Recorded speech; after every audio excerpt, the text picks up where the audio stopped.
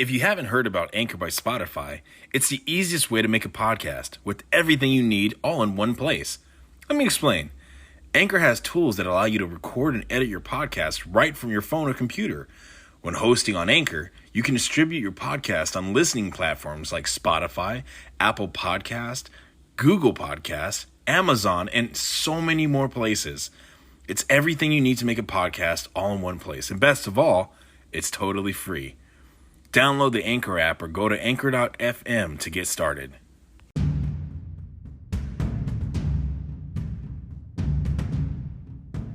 Hello again and welcome to Real Talk with RJ. I'm your host, RJ Kurtz. In our previous episodes, we talked about the desire to change, and then we started talking about the courage to change. Now, what happens when you actually do start changing? That's one of the tricky things. That's when it starts to get hard.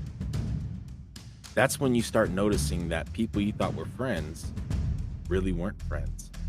They're what we call frenemies. They're people who cheer you on as long as you're in line with them. But once you actually improve and you're doing something with yourself or doing something with your life, they start getting jealous. They start backstabbing you. It's like if you get that promotion at work, you worked your butt off, you stayed late hours, you worked hard, and you earned that promotion. To your face, your frenemy's gonna walk up to you and be like, hey, I'm proud of you, man. That was a great job. Good for you. Good job. But then when you're not there, they'll be like, oh, you know what they did to get that position. You know they brown-nosed their way up, or they slept with the bosses all the way up, or, sat on their back, or whatever the heck. They're gonna say something because for some reason, your success reminds them of how unsuccessful they were. Another example is just about every woman who's used to toxic relationships has a group of friends who are also used to toxic relationships. They say misery loves company. So when you're used to those toxic relationships, you get out there, you have your friends, and everyone starts man bashing, or woman bashing, whatever the case is, their preference. And then men also have a very similar group of friends that talk about how miserable they are in marriage and how the relationships are miserable. Best thing to do is just let her always be right so that you don't have to worry about anything. That's because the thing that they got from the relationship was she's great in bed, she's super hot and sexy, but they didn't pay attention to her personality. They didn't get to know her. And the same thing for women, like they didn't get to know the men. So if you're in the toxic relationship, it's because you didn't get to know the person before you made that commitment. Maybe you didn't date enough. Maybe you didn't date long enough. Maybe your eyes were blinded to the good looks or the great talent in the bedroom, if you will. But that's not what builds character. That's not what strengthens a relationship. Some people think, well, we've already done XYZ in the bedroom, or we've done XYZ in experience. I might as well just stay with them, see where it goes. It's not horrible. It's just not great, but it's acceptable. It's probably as good as it's going to get. Well, these people who are used to toxic relationships, that's their comfort zone because they know what to expect. But what happens when you start changing, you start realizing your self-worth, and you start improving, and then you actually get a very healthy, honest, good relationship? Well, if you start getting that, and you're around your friends that are always talking about how toxic those romantic relationships are, then you don't have those same stories to share anymore. Maybe about your past, but you're going to be happy about your current. You're going to be like, my fiance or my boyfriend or my girlfriend or whomever, like, they're good, man. I love them. Like, I never have to worry about where they are, or, if they're cheating on me or them lying to me. Like, it's always been true. He's always been straightforward and honest with me, or she's always been a person I can trust.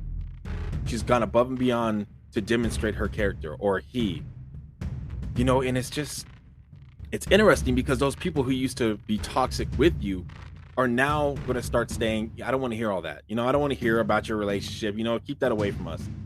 Then at little by little, they're going to start backstabbing you. Oh man, I can't talk. Backstabbing you. And then they're going to start talking about, we're going to go out and hang out. We don't really want to invite her. Let's just keep it a thing between us. And little by little, you'll start seeing those fake frenemies scatter by the wayside. Is that a bad thing? It might be to some people, but to others, it's not. You're losing some dead weight. It's like taking an anchor around your neck so you can finally float in the ocean. Why would you want to continue to be around toxic friends? They say misery loves company. Why would you want to be among that company?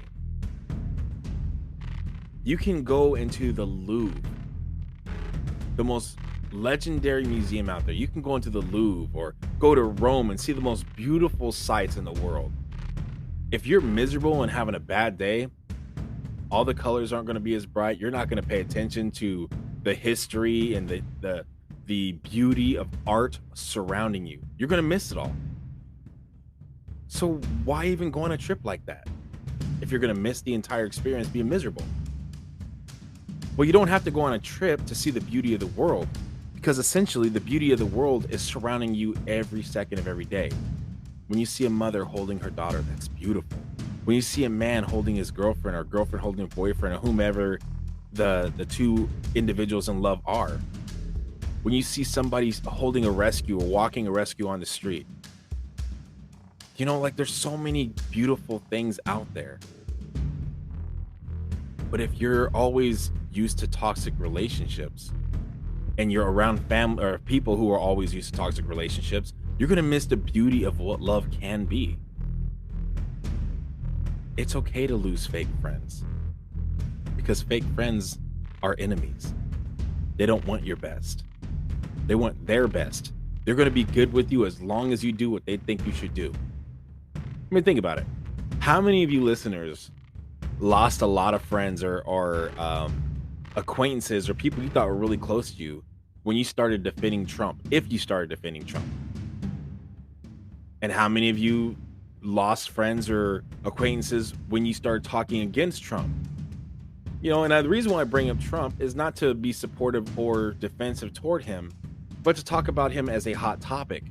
People were always talking about whether they liked Trump or didn't like Trump, but entire marriages and families and relationships and friendships, they were torn because of the fact that people had one opinion or the other opinion about Donald Trump and the way he ran the country. So that's just kind of one of the results that happens as you change, as you start getting real, and as you start making choices for yourself rather than making choices to fit in. You will start noticing that fake people will scatter by the wayside. And that is a beautiful thing. Sometimes it might be painful. You might lose a high school friend of X amount of years, but that's okay. Why would you want to have somebody in your life that's going to keep you from seeing the beauty of the world? What happens if you're in a toxic relationship for so long? We talk about this in the last episodes. We say get out of it. But some people are like, well, that's all I know. I'm too afraid to be alone. I don't want to be alone. I'm scared to be alone. I'd rather be in a miserable relationship than be alone. Sweetheart, my brother, whoever's listening, you don't need somebody to be happy. You don't need anybody else to be happy. To reach your greatest potential, you do need somebody else. People will argue against that, but the fact is, you're biased towards yourself. So if you are in a healthy relationship with someone who's equally yoked to you, someone who's on the same page and rooting for you, that person who looks at you through the eyes of love and is honest with you, that person will help you see a biased perspective that you cannot see, because you have all this justification in your head. All of us do. Things are accidents. We look at them as accidents, but another person will see, I know you didn't mean it this way, but this is how it could be seen. And they can help you see things in a different light, which actually balances you out and helps you reach your potential. So in order to reach your greatest potential, you do absolutely need somebody else. But you don't need somebody to be happy. True happiness is not found in somebody else. It's found from within. The partner you choose is supposed to magnify that happiness that you have inside you by being a good complement to who you are, the yin to your yang. If there's too much yin, it will not be balanced. There has to be a yin and a yang that perfectly balance each other out. That's why you often hear opposites attract. Now, this is a really important topic because friends are sacred. Unfortunately, in today's society, the word friend has gotten watered down severely. People now think that the term friend is anyone who likes you on Facebook or Instagram or anything else like that. That doesn't matter. Those people are not friends. They're buddies, acquaintances, road dogs, whatever the case they may be in your life, but they're not real friends. I have very, very few friends, and that's by choice. I know a lot of people. I know lots of acquaintances, have lots of buddies, brothers. But the thing is, people think, well, isn't a brother more important than a friend? No, you can have a brother and not trust that brother. You can have a brother, not respect that brother, but he's still your brother. A friend is someone you choose, someone you trust, and someone you know you can call in at any hour of the night and know that they will drive as long as it takes to be there to support you and have your back. That's a friend. And I would rather be there for fewer friends often than to never be there by being there for many people. Like, I can very rarely be there for many people. So if I have very few friends, I'll be able to be there for those few friends very often. Also, each one of my friends are pro my relationship. So if I'm in a healthy relationship, they'll root it on, they'll help us out, they'll be there for us.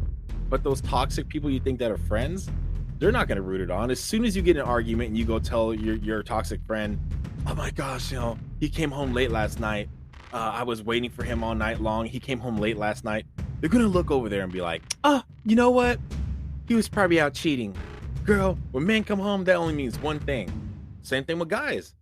Guys, you have a toxic guy friend who's out there. I'm like, dude, look, marriage is miserable. You better not get married, bro. Like, you have everything you're going to need in the relationship. Just don't marry her. She's pressuring you to get married. That's a red flag. Don't do it, dude. Don't get married to her. Why not? Why not make that commitment? If you're in a healthy relationship, go for it. Remember, true friends want you to move forward in life. They want you to succeed. For those fake friends, they're going to keep you stagnant as much as possible because, one, they don't want you to surpass them. If you get a job where you're making more money than them, they're not going to sell. A lot of them are not going to celebrate with you. They're going to start expecting you to pay more when you go out to lunch. They're going to be like, you know what? Hey, you got the money. Why don't you handle it? Or, hey, man, I forgot my wallet in the car. Can you take care of it? Knowing doggone well their wallet's in the pocket because you could see it. Oh, man, I forgot my card, man. Like, don't even worry about it. Zell me. I'll pay for it. Just tell me. Oh, for real? It's going to be like that? They get butthurt because they're expecting your money. I've met a number of people in my life who are expectant and expect me to be a certain way because I had a certain level of success. But those people aren't in my life anymore. I don't do things because people expect me to do them. I do them because I want to. I don't give people presents or gifts or gratuities or tips or anything because I'm supposed to or asked to custom. I do it because I want to. Otherwise, I don't do it. I've come to the point in my life where I don't care what people think of me, and you shouldn't either. If you're happy with who you are and you honestly believe that you are on the road to becoming the best version of yourself, that's all that should matter. Everything else, that doesn't matter. That's noise. If they're complimenting you, I heard this once from a close friend of mine. Then this is an important lesson that I learned. If people are praising you, don't inhale it. Let them go ahead and say, thank you so much. I appreciate that. Be humble, be gracious, and then forget about it and move on. Because if a lot of people start coming up to you and start saying, oh my gosh, you're so incredible. You're so incredible. I love you. Oh my gosh, you changed my life. And you start inhaling that, you're going to start thinking that you're better than everybody else, that you're important, that you're superhuman. That will boost your ego if you let it. You might not even have an ego right now as you listen to this podcast. But the thing is that if you let that kind of praise be your fuel, then you're going to live off of that. You're going to need it. And if you don't get it, you're going to feel like your whole entire world has been turned upside down.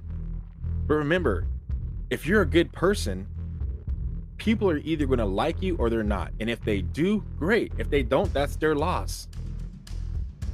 Don't lose sleep because somebody didn't like a picture on your social media. Don't lose sleep because somebody doesn't support your relationship. If you're happy, this relationship is helping you grow and helping you become a better person. If you're happy, that's what matters. If you and that person are moving forward together side by side, that's what matters. If your significant other is a dictator in the relationship, get out of that relationship immediately. Like, we hear the term man is the head of the household. I would like to explain what I believe that means without trying to go scriptural or preaching or anything like that. Man is a head of the household as the number one servant. So like if I'm a gardener, I have to till the soil. I can't make it rain. That's up to God, of course. But it is my responsibility to make sure that that soil is ready to receive seeds.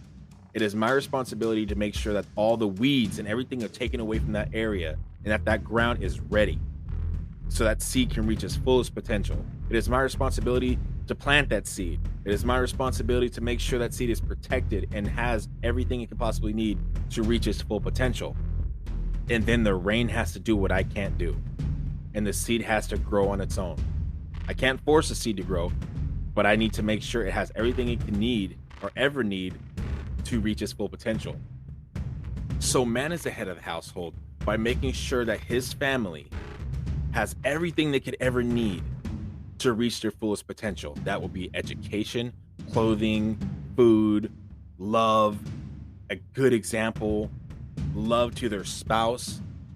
Just if you have this perspective often that women is supposed to serve the man, that I disagree with. I believe that they are supposed to serve each other, yin to the yang. If the man comes home and the woman is a stay-at-home mom, yeah, it'll be nice to come home to a hot meal, but for the men out there listening, it's important for you to learn how to cook too. I don't care if it's macaroni and cheese or a sandwich. You really need to get off your butt, go wash some dishes, get off your butt and go cook a meal. Let your girl know that or let your significant other know that you care about her or him or whomever they are. The service comes from both sides. You're supposed to serve each other. Because if you keep letting your significant other serve you, but you don't ever serve them back despite their service, you're going to end up taking it for granted. And I warn you that if you take someone for granted, I promise you that there's going to be somebody else out there waiting for that moment who will not take your girl or your man for granted. And at some point, your significant other might just get tired of being taken for granted and start really enjoying the fact that somebody else is really admiring her and being a gentleman or a lady to her, or to him or her. You can drive your significant other away by taking them for granted. So I just really suggest take gratitude and show gratitude, but be humble. That's okay. Don't let toxicity come between you and your happiness. If people want to come in and break you apart from your family, remove them. It is so important to never take someone for granted because one minute they're here, the next minute they might not be. It's also important to make sure that we are accountable for every word that we say. If you start arguing with your significant other, remember, you're not enemies. You love each other. It's okay to argue, but the fact is you have a difference of opinion. Rather than become enemies and attack each other, try to find a way through this journey together. How can we come to an agreement? It's not okay for you just to sit there and put your back to the wall and say, nope, I'm not moving. I'm standing my ground. Try to find some common ground. If you're willing to find common ground, you'll find a lot more peace in your relationship. And for those of you guys out there who are married and have not had physical intimacies with your spouse since you've been married or for a long time, there's probably a reason for that. And some of the most common reasons are because, one, if you guys are being physically intimate and you're the only one reaching any pleasure from it, why is she going to want to get herself all turned on to please you? She's going to want to experience those climaxes and she's going to want to experience those great sensations. So why is she going to turn herself on or allow herself to be turned on just to be let down at the end of the day? If your significant other is a stay-at-home parent or they are not working, which is a very busy job, there's nothing dishonorable about that at all. If she's a homemaker and she's raising your children, I don't care how tired you are. Come home, rub her feet, show her you appreciate her. If she cooks, wash the dishes. Get in there and do that. Don't just let her do everything and then expect her to have enough energy to make love with you at the end of the night. She's tired. But you know what will give her energy? Pick up a broom, start sweeping that kitchen, mop the floor, wash those dishes. Say, you know what, baby? Why don't you sit down for a little bit? I got you. I'm gonna go put some loads in the washer and dryer, and I'm gonna do some laundry.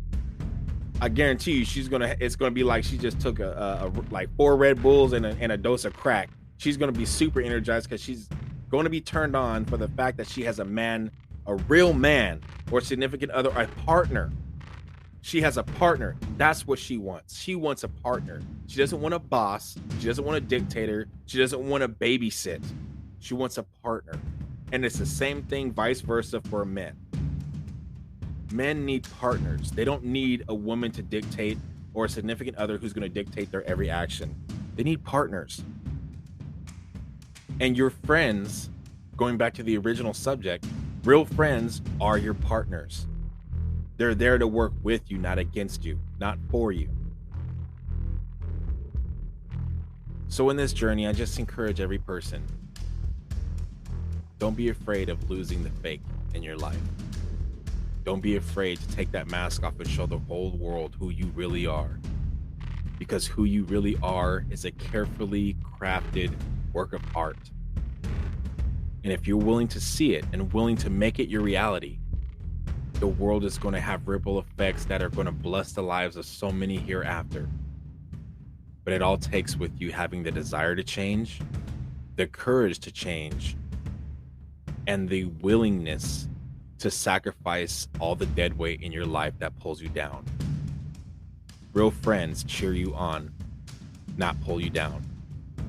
Thank you so much for spending this time with me. You're listening to Real Talk with RJ.